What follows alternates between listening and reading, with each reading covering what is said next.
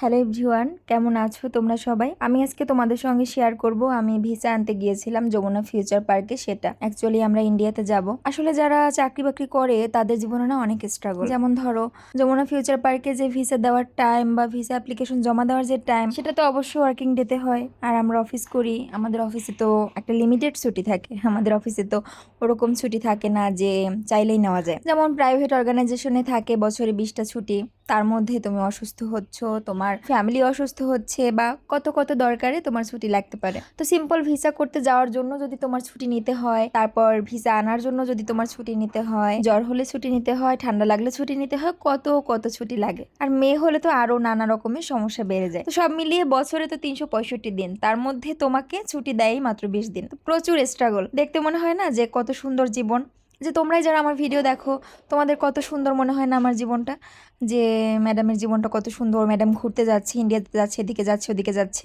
হ্যাঁ, আসলে আমি জানি আমার জীবনটা কেমন। প্রচুর স্ট্রাগল। যেমন আমি যেই ভিসা আনতে গেলাম, তো আমি প্রথমে অফিসে গেলাম। অফিস আমার শেষ হয় 2:30টার সময়। আর ভিসা অফিস খোলা থাকে 4টা পর্যন্ত, 10টা থেকে 4টা। তো অফিস থেকে বের হয়ে অনেক তাড়াহুড়ো করে যেতে হয়। তার উপর আবার ওই দিন সকালবেলা ডেলিভারি স্লিপটা আমি অফিসে নিয়ে যাইনি। এখন পাসপোর্ট যে আমাকে ডেলিভারি দিবে, স্লিপ না দিলে কে দিবে? তো ওটা আনতে আমি আবার বাসায় এসেছিলাম। মানে কত পরিমাণ তাড়াহুড়া করে যে আমি গিয়েছি সেটা আসলে বলার মতো না।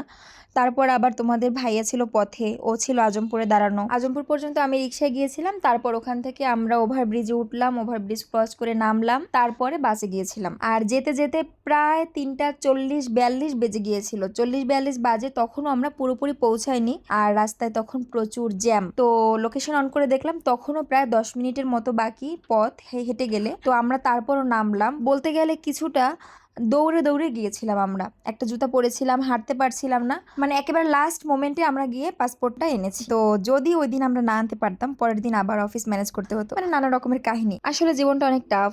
আর এইসব সিচুয়েশন যখন জীবনে আসে তখন মনে হয় যে হয়তো হাউসওয়াইফ হলেই ভালো হতো। আবার যখন ঘরে বসে বসে বোর হয়ে যাই তখন মনে হয় চাকরি বাকরি করলেই বোধহয় ভালো হতো। মানে যারা হাউসওয়াইফ আছি তাদের কথা বলছি। তো আসলে নদীর এপার থেকে না ওপারের মানুষকে সুখী মনে হয়।